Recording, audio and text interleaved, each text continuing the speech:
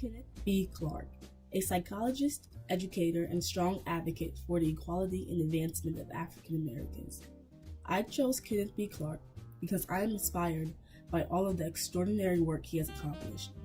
He has done a lot for the Black community through his education, especially during some of the most tough and critical times for Blacks. During the Jim Crow era, he pushed to end a lot of the segregation by using his own psychological theories, and to me, that is remarkable.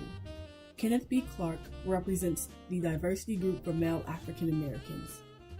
Clark was born on July 14, 1914 in the Panama Canal Zone.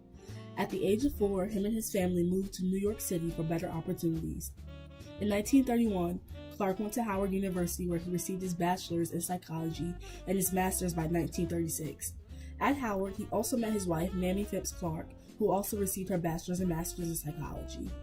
They both went on to Columbia University, where they became the first two African Americans to receive their PhDs in 1940.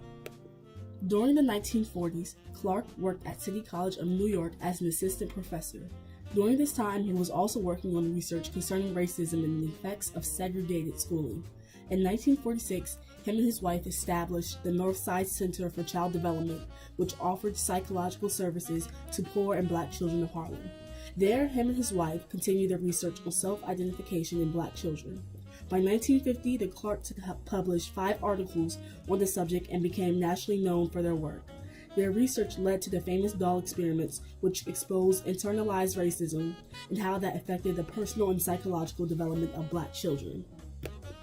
In 1954, Clark's doll test was cited by the United States Supreme Court in its ruling of Brown v. Board of Education, which ended racial segregation in public schools of America.